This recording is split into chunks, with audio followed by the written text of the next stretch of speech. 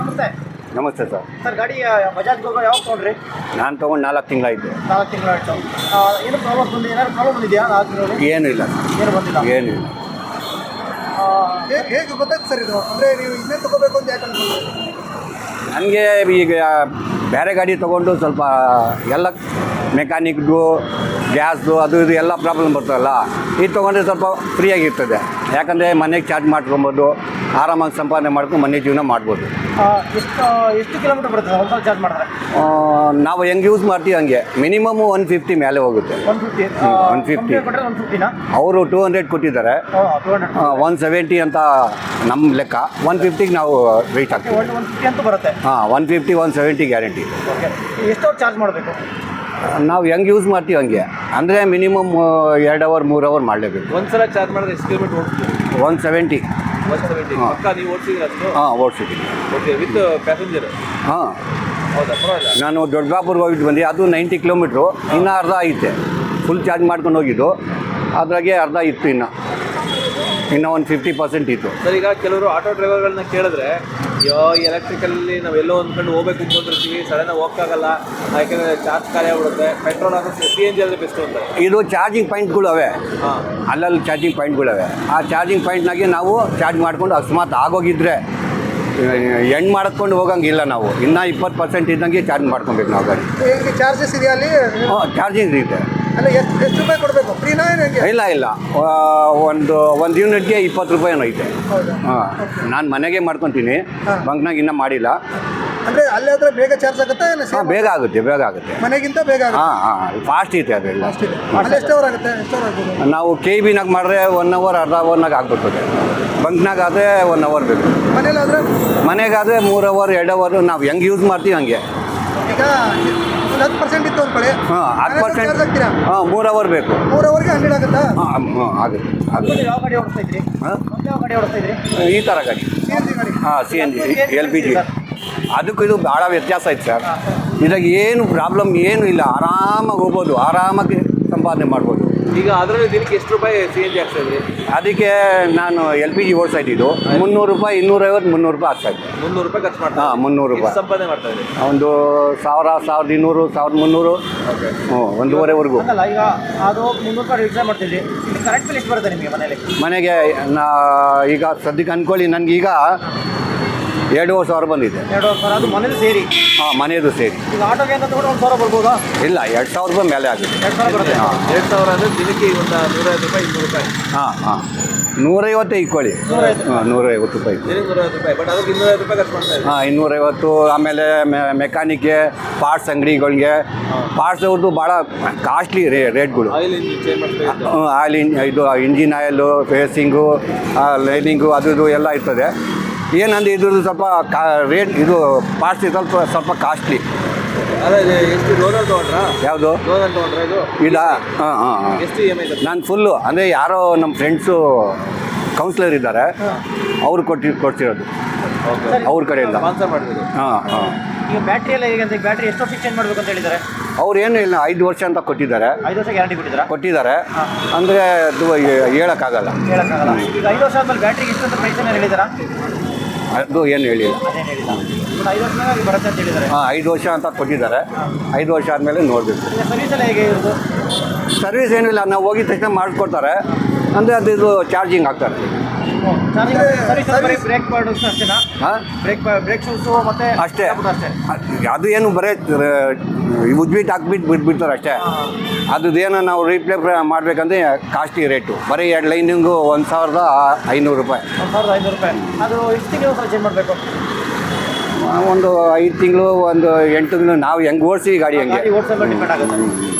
ಈಗ ನೋಡ್ರಿ, ಈಗ ಒಂದು ಎಷ್ಟು 1,000 ಕಿಲೋಮೀಟರ್ ಹೋಗ್ತೀರಾ? ಹೇಳಿ ಸರ್. ಕೂತ್ಕೊಳ್ಳಿ, ಹೆಂಗೆ ಆನ್ ಮಾಡಿ. ಎಷ್ಟು 1,000 ಕಿಲೋಮೀಟರ್ ಹೋಗ್ತೀರಾ? ಯಾವ ರೀತಿ ವರ್ಕ್ ಆಗುತ್ತೆ ಇದು?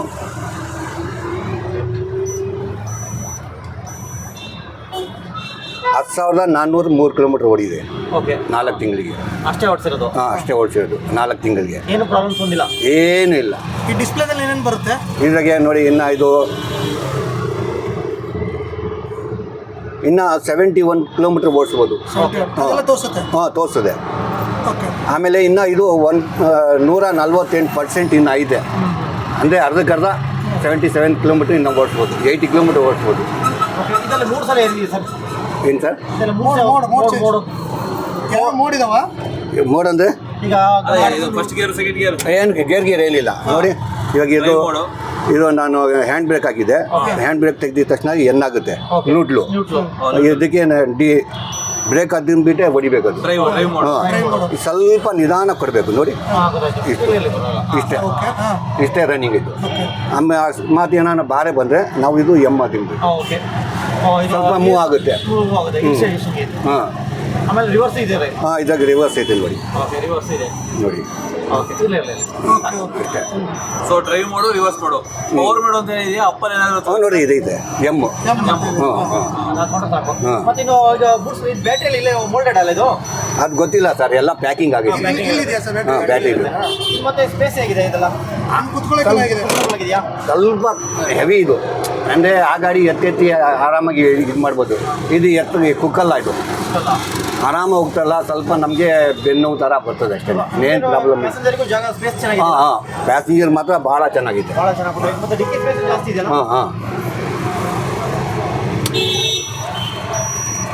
ಕ್ಲಚ್ ಗಿಚ್ಚು ಆ ಥರ ಏನೂ ಇಲ್ಲ, ಬ್ರೇಕ್ ಒಂದು ಬಿಟ್ಟರೆ ಇನ್ನೇನು ಇಲ್ಲ ಇದಕ್ಕೆ. ಸ್ಕೂಟಿ ಹೊಡೆದಂಗೆ. ಹಾಂ.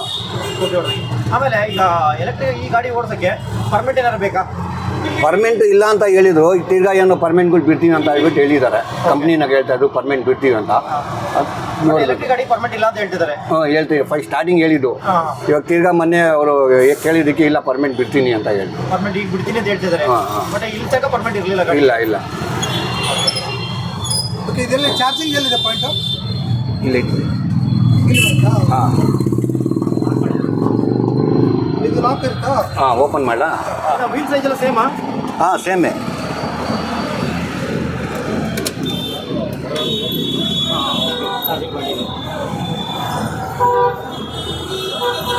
ಚೆನ್ನಾಗಿದೆ ಸರ್. ಇದು ಮೇಲ್ಗಡೆಯಿಂದ ಅವರೇ ಹಾಕ್ಕೊಟ್ಟಿದ್ರು. ಹಾಂ, ಅದು ಡಿಜಿಟಲ್. ಹಾಂ, ಎಲ್ಲ ಅವರೇ ಹಾಕ್ಕೊಡೋದು. ನಾವೇನು ಎಕ್ಸ್ಟ್ರಾ ಫಿಟ್ಟಿಂಗ್ ಮಾಡೋಂಗಿಲ್ಲ ಇದಕ್ಕೆ. ಅಂದರೆ ಈಗ ನೀವು CNG ಆದ್ರೆ ಟಾಪ್ ಎಲ್ಲ ಬರಲ್ಲ? ಇಲ್ಲ, ಕೊಡ್ತಾರೆ ಕೆಲವೊಂದು ಕಡೆ ಎಲ್ಲ ಎಕ್ಸ್ಟ್ರಾ ಫಿಟ್ಟಿಂಗು. ಇದಕ್ಕೂ ಐತೆ ಅದಕ್ಕೂ ಐತೆ. ಅದಕ್ಕೆ ಮಾಮೂಲಿ ಕೊಟ್ಬಿಡ್ತಾರೆ, ನಾವು ಹೊಡ್ಕೊಬೇಕು. ಇದಕ್ಕೇನಿಲ್ಲ, ಎಲ್ಲ ಅವರೇ ರೆಡಿ ಮಾಡ್ಕೊಡ್ತಾರೆ. ಹಾಂ ಹಾಂ, ಅದಕ್ಕೆ ಸ್ವಲ್ಪ ಎಕ್ಸ್ಟ್ರಾ ತಗೋಬೇಕು. ಇದು ರೆಡಿಯಾಗಿ ಬರುತ್ತೆ. ರೆಡಿ ಆಗ್ಬೇಕು. ಇದು ಎಷ್ಟು ಬಿತ್ತು ಸರ್ ನಿಮಗೆ ಕಾಸ್ಟು? ಸರ್, ಇದು ಫುಲ್ ಕ್ಯಾಶ್ ಆದರೆ 3,40,000. 3,40,000. ಹಾಂ, ಲೋನ್ನಾಗ ಅಂದರೆ ಸ್ವಲ್ಪ ಲೋನ್ ಸ್ವಲ್ಪ ಎಕ್ಸ್ಟ್ರಾ ಆಗುತ್ತೆ. ಇದೆಲ್ಲ ಇಂಟ್ರೆಸ್ಟ್ ಎಲ್ಲ ಬರುತ್ತೆ, ಜಾಸ್ತಿ ಆಗುತ್ತೆ. ಈಗ ಆ ಗಾಡಿಗೂ ಆಲ್ಮೋಸ್ಟ್ ಈಗ 270, 260. ಹಾಂ, 270. ಈಗ ಒಂದು ಲೆಕ್ಕ ನೋಡಿದ್ರೆ ತೊಗೊಂಡ್ರೆ ಬೆಟ್ರು. ತಿಂಗಿ ಒಂದು 7 ಸ್ವಲ್ಪ ಆರಾಮಾಗಿ ಉಳಿಸ್ಬೋದು. ಅದೇ ಕಟ್ಕೊಂಡು ಹೋಗ್ಬೋದು. ಹಾಂ, ವರ್ಕೌಟ್ ಆಗುತ್ತೆ ಆರಾಮ. ಅಂದರೆ ಗಾಡಿ ಓಡಿಸ್ಬೇಕು, ಜೀವನ ನಡೆಸ್ಬೇಕಂತ ಹೇಳಿದ್ರೆ ಇದು ಗಾಡಿ ಚೆನ್ನಾಗೈತೆ, ಏನು ಪ್ರಾಬ್ಲಮ್ ಇಲ್ಲ. ಅಂದರೆ ನಿಮಗೆ ಅದಕ್ಕೂ ಡಿಫ್ರೆನ್ಸ್? ಅದನ್ನು ಓಡಿಸಿದ್ದೀರಾ ತುಂಬ ವರ್ಷ? ಹಾಂ, ಅದು ಇನ್ನೂ ಓಡಿಸಿದ್ದೀರಾ? ಹಾಂ. ಡಿಫ್ರೆನ್ಸ್ ಏನು ಅನಿಸ್ತು? ಯಾವ್ದು ಚೆನ್ನಾಗಿದೆ ಅನಿಸ್ತು? ಈ ಗಾಡಿ ಚೆನ್ನಾಗಿದೆ. ಸಂಪಾದನೆ ಮಾಡ್ಕೊಂಡು ತಿನ್ನು ಆರಾಮಾಗಿ ಜೀವನ ಮಾಡ್ಬೋದು ಸರ್, ಏನು ಪ್ರಾಬ್ಲಮ್ ಇಲ್ಲ, ಏನು ಖರ್ಚೇನಿಲ್ಲ. ಲೈಟ್ ಬಿಲ್ ಒಂದು ಬರ್ತದೆ, ಮಾಮೂಲಿ ಬಂದಂಗೆ ಬರ್ತದೆ. ಇವಾಗ ನಾವು ಗ್ಯಾಸು CNG ಹಾಕ್ತೀವಲ್ಲ, ಅದೇ ಲೆಕ್ಕ ಇಲ್ಲಿ ಬೀಳ್ತದೆ. ಇವಾಗ ನಾವು CNGಗೆ ಮಿನಿಮಮ್ ಒಂದು 5,000, ಇದು 8,000ವರೆಗೂ ಹಾಕ್ತೀವಿ ಅಂದ್ಕೊಳ್ಳಿ ತಿಂಗಳಿಗೆ. ಇದು 2,000, 2,500 ರೂಪಾಯಿ ಮುಗ್ತದೆ. ಅದೇ 7,000 EMI ಕಟ್ಕೊಂಡು ಹೋಗ್ಬೋದು. ಆಮೇಲೆ 3 ವರ್ಷ ಗಾಡಿ ನಿಮ್ಗೆ ಆಗ್ಬಿಡುತ್ತೆ. ಹಾಂ, ಆಗ್ಬೋದು. ಈಗ ಕೆಲವರು ಬ್ಯಾಟ್ರಿ ಒಂದೇ ಸಲ ಜಾಸ್ತಿ ದುಡ್ಡು ಕೊಡಬೇಕು ಬ್ಯಾಟ್ರಿ ಹೋದ್ರೆ. ಸೊ ಅದೆಲ್ಲ ಹೇಗೆ ಅನುಭವ ಆಗಿದೆ ನಿಮಗೆ? ಬ್ಯಾಟ್ರಿ ಹೋದ್ರೆ ಒಂದೇ ಸಲ ದುಡ್ಡು ಜಾಸ್ತಿ ಕೊಡಬೇಕು ಅಂತ ಅಂತಾರೆ. ಅದಕ್ಕೆ EMI ಅನ್ನು ಕೊಡ್ತಾನಂತಲ್ಲ? ಇಲ್ಲ, ಅದಕ್ಕೆ ಅವ್ರು EMI ಅನ್ನಾಗೆ ಕೊಡ್ತೀನಿ ಅಂತ ಹೇಳ್ತಾ ಇದ್ದಾರೆ. ಹಾಂ, ಕೊಡ್ತಾರೆ. ಅಂದರೆ ಈಗ ಎಷ್ಟು ವರ್ಷ ವಾರಂಟಿ ಕೊಟ್ಟಿದ್ದಾರೆ? 5 ವರ್ಷ? 5 ವರ್ಷ ಕೊಟ್ಟಿದ್ದಾರೆ ಸರ್. ಏನು ಈಗ ನಾವು ಸ್ಟಾರ್ಟಿಂಗ್ನಾಗೆ ನಾವು ಹೋದ್ವಿ, ಎಲ್ಲ ಫ್ರೀ ನಿಮಗೆ ಅದು ಇದು ಅಂತ ಹೇಳಿದ್ವಿ. ಆಮೇಲೆ ಏನೂ ಇಲ್ಲ, ಒಂದು ನೆಟ್ ಬೋಲ್ಟ್ ತೊಗೊಂಡ್ರು 50 ರೂಪಾಯಿ ಕೊಡಬೇಕು. ಆ ಥರ ಸರ್ವಿಸಿಂಗ್? ಹಾಂ, ಸರ್ವಿಸ್ಗೆ. ಎಲ್ಲೆಲ್ಲ ಇದೆ ಸರ್ವಿಸಿಂಗ್? ಐತೆ, ನಮ್ಮ ಕಾರ್ಡ್ ಕೊಟ್ಟಿದ್ದಾರೆ. ಹೌದಾ? ಕಾರ್ಡ್ ಕೊಟ್ಟಿದ್ದಾರೆ. ಚಾರ್ಜಿಂಗ್ ಪಾಯಿಂಟ್ ಏನಾದ್ರು ನಿಮಗೆ ಎಲ್ಲೆಲ್ಲಿದೆ ಅಂತ ಅದಕ್ಕೂ ಇದೆಯಾ? ಹಾಂ, ನಮಗೆ ಇದ್ರಾಗೆ ಗೂಗಲ್ನಾಗ ಹಾಕಿದ್ರೆ ತೋರಿಸ್ತದೆ. ಈಗ ಬೇರೆ ಎಲ್ಲ ಕಂಪ್ನಿಗೆ ವಹಿಸ್ಕೊಂಡ್ರೆ ಬಜಾಜ್ಗೆ ಹೋಗೋ ವರ್ತ್ ಅಂತ ಹೇಳ್ತೀರಾ? ಬಜಾಜ್ ಮಾತ್ರ ಒಳ್ಳೆ ಕಂಪ್ನಿ. ವಂಡರ್ಫುಲ್. ಬೇರೆ ಕಂಪ್ನಿಗಳು ವಹಿಸ್ಕೊಂಡ್ರೆ ಬಜಾಜ್ ಬೆಸ್ಟ್ ಅಂತೀರಾ? ಸರಿ. ಬಜಾಜ್ ಒರಿಜಿನಲ್ ಅಲ್ಲ, ಕಂಪ್ನಿ ಒಳ್ಳೆಯದು. ಓಕೆ ಸರ್, ನಿಮ್ಮ ಹೆಸರು? ಇಮ್ತಿಯಾಜ್ ಅಂತ. ಇಮ್ತಿಯಾಜ್. ಓಕೆ ಸರ್, ತುಂಬ ಒಳ್ಳೆಯದಾಗಿ.